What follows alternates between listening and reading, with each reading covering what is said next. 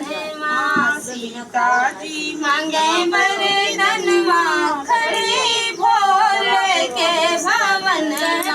भोले के भवन माँ हो भोले के भवन माँ भोले के भवन माँ हो भोले के भवन माँ सीता खड़ी सीता जी मांगे वरदान माँ खड़ी भोले के भवन माँ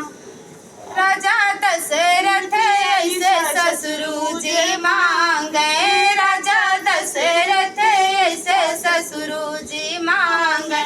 रघुबर मांगे सजन माँ खड़ी भोले के भवन माँ रघुबर मांगे सजन माँ खड़ी भोले के भवन माँ सीता मांगे वरदान माँ खड़ी भोले के भवन माँ सीता जी मांगे वरदान माँ खड़ी भोले के भवन माँ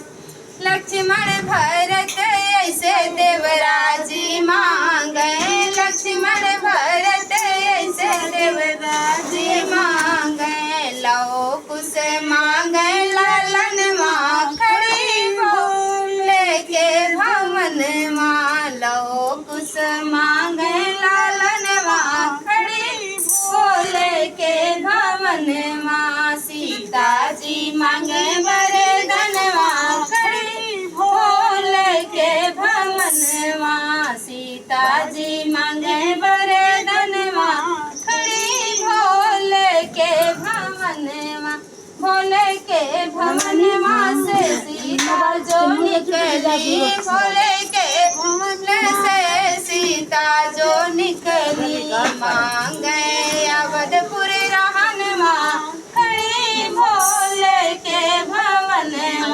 माँ